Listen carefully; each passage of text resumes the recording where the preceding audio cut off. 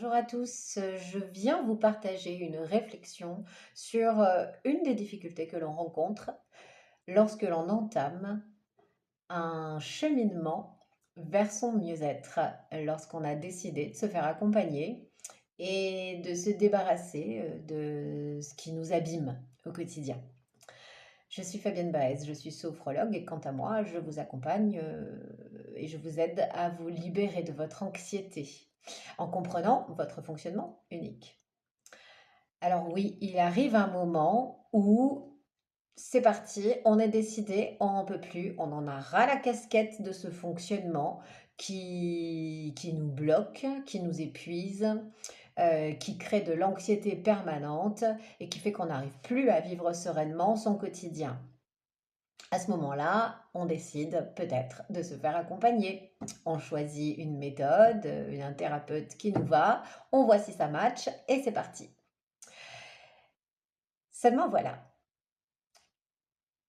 la première séance se passe toujours assez bien parce que vous allez exposer votre problématique et exprimer l'oppression que vous subissez à cause de cette anxiété, en l'occurrence, puisque moi, je suis plutôt témoin de l'anxiété, des troubles anxieux. Et bien évidemment, moi, je vais vous écouter.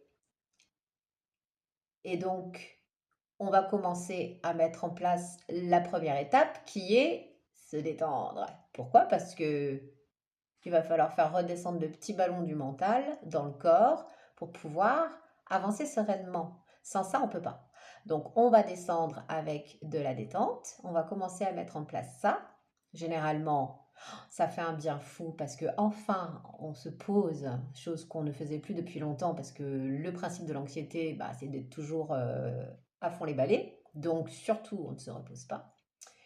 On s'épuise et on a bien besoin d'un temps de relaxation. Donc, la sophronisation, c'est-à-dire la relaxation avec la visualisation que je propose euh, en deuxième partie de séance, ben, elle fait énormément de bien.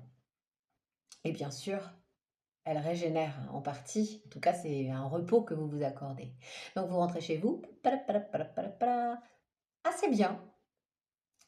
Et finalement, peut-être une petite légèreté dans la perspective de se libérer de ce qui vous nuit. Le problème, c'est quand le travail commence à se mettre en place. Alors, pas forcément la deuxième séance, mais souvent dès la deuxième, mais peut-être juste un petit peu après. Là, souvent, vous revenez dans mon cabinet et vous êtes remonté comme un ressort. Vous avez des exigences. Vous souhaitez que ça cesse rapidement, tout de suite, parce que c'est devenu insupportable. Parce qu'évidemment, en ayant placé de la détente, en ayant pris du temps pour vous, eh bien, la partie de vous qui a bâti cette prison, ce fonctionnement dans lequel vous êtes enfermé et dont vous voulez vous libérer, cette partie-là, eh bien, elle va se sentir en danger. Donc, elle n'est pas d'accord. Donc, elle remonte à la surface. Et elle vient mettre de la pression avec ce qu'elle connaît le mieux, vos failles, vos peurs, qui sont les raisons pour lesquelles cette partie de vous a construit ce mécanisme enfermant. Et alors à ce moment-là, en face de moi, je n'ai pas une personne, mais deux. J'ai la personne qui souhaite aller mieux et qui veut se libérer, et la personne qui a mis en place tout ça et qui ne veut absolument pas aller mieux, qui ne veut absolument pas qu'on touche à ces remparts qu'elle s'est évertuée de construire, pierre après pierre. Pourquoi? Parce qu'elle ne l'a pas construit par hasard. Ça a été construit dans une dynamique de protection. Être protégé pour se défendre, pour être en sécurité. Alors, à ce moment-là, moi, qui ai ces deux personnes en face de vous, je vais être un petit peu obligée, dans mes questionnements, de vous mettre face à face.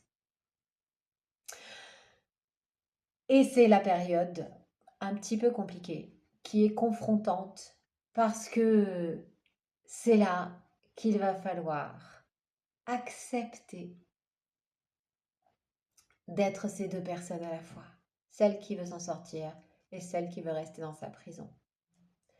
Mais c'est le déclic fondamental pour switcher et commencer à monter les marches vers le mieux-être. Parce que si ces deux parties sont vues et se voient et se parlent, alors on va pouvoir mettre en place les premiers compromis pour essayer de rééquilibrer.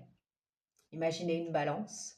Vous avez la voix de celui qui veut s'en sortir et qui vient vous murmurer à l'oreille: oh, j'en peux plus, j'en ai marre, il faut que ça s'arrête. S'il vous plaît, je voudrais une vie normale, je voudrais être libre, j'ai plus besoin de tout ça, je veux m'en sortir sans ça, parce que j'arrive plus à faire ce que je veux finalement, je me rends compte, je me suis perdue, je suis sous le chaos là, aidez-moi.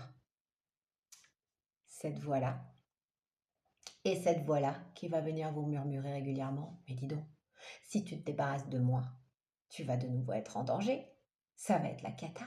Sans moi, tu ne seras pas aimé, tu ne seras pas protégé, tu ne seras jamais en sécurité. Ces deux voix vont devoir s'accorder pour ensemble statuer au fur et à mesure que vous avancez de ce qu'il est important pour que chacune des parties se sente respectée. En aucune façon, vous ne pourrez dégager le constructeur de la prison. Parce que si vous faites ça, il va vous revenir en pleine figure. Il va falloir, avec un souci de bienveillance extrême pour vous-même, être en présence de ces deux entités qui sont à l'intérieur de vous, de ces deux archétypes, de ces deux parties de vous, pour que à aucun moment l'une des deux ne se sente refoulée. Sinon, toc toc toc, on va avoir celui qui a besoin de liberté qui va revenir tout le temps et demander, demander, demander, demander. Ou celui qui a construit la prison qui va revenir et dire: oh dis donc, t'as besoin de ma prison, me lâche pas, me lâche pas, me lâche pas. Et là vous êtes, c'est ce moment-là d'ailleurs qui vous invite à venir faire un travail pour aller mieux. Hein. Donc on va avoir conscience de ces deux parties qui vous constituent et à partir de là, on va pouvoir petit à petit faire jouer la balance. Un petit peu de celui-ci, un petit peu de celui-là, hop, un équilibre. C'est pas facile, mais ça fait partie du process. Se voir pour de vrai et regarder avec bienveillance ces deux parties. Le bâtisseur de prison, c'est pas l'ennemi. Au départ, c'est votre meilleur allié. Et peut-être que ce bâtisseur de prison, il va falloir simplement le rassurer en lui prouvant petit à petit que vous pouvez vous en sortir sans lui. Mais il ne faut pas le jeter dehors. Et il ne faut pas être dupe de son blabla, de sa manipulation. Et c'est là que c'est difficile. Mais ça nous en apprend beaucoup sur nous-mêmes. Réussir à entendre cette voix en sachant qu'elle n'est pas nous, elle est une partie de nous. Voilà. Ça, c'est un phénomène qui est récurrent et je dirais systématique parce que ça va être le grand switch dans votre évolution. Et ça, c'est une bonne chose parce que ces deux parties sont à l'intérieur de vous, elles vous constituent et il y en a plein d'autres. On est très nombreux finalement à l'intérieur d'une seule personne. L'important, c'est d'être en bienveillance avec toutes ces parties de nous. Et vous savez quoi? Le bienveillant, on le connaît, c'est l'observateur. Donc moi, je vais vous aider à mettre en perspective toutes ces voix à l'intérieur de vous en vous mettant dans la posture de l'observateur, en vous invitant à observer toujours et à revenir dans cet espace, cette safe place dont je vous parlais la dernière fois. Voilà. Si vous entamez un travail ou si vous avez entamé un travail ou si vous avez déjà fait un travail et que c'est terminé, bravo, youpi, youpillé. Eh bien, peut-être que ça vous parle, ce que je viens d'aborder là. Je trouvais que c'était important de rappeler que c'est pas cuicui les petits oiseaux, que c'est pas facile et que toutes ces parties de nous ont droit à l'écoute, ont droit d'être vues et ensuite, eh bien, tout cela se réorganise petit à petit. Et pour reprendre sa juste place, que notre bâtisseur de prison redevienne notre protecteur et qu'il stoppe la tyrannie, mais qu'il nous aide quand même à nous en sortir quand on a besoin. Et puis que notre être profond, notre vivant puisse s'exprimer sans être dépendant de son protecteur, tout en lui faisant confiance. Parce que c'est parce que ce protecteur existe qu'il va pouvoir être vivant sans rien risquer, en tout cas en ayant confiance que si jamais il y a un souci, il aura les moyens de se protéger. Voilà, j'avais envie de vous parler de ça.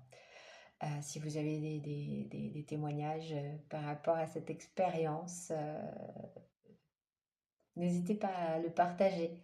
C'est toujours, ça fait toujours du bien de lire, d'entendre des personnes qui ont traversé ce genre d'aventure, hein. Euh, voilà. Eh bien, sur ce, je vous dis à bientôt. Prenez soin de vous.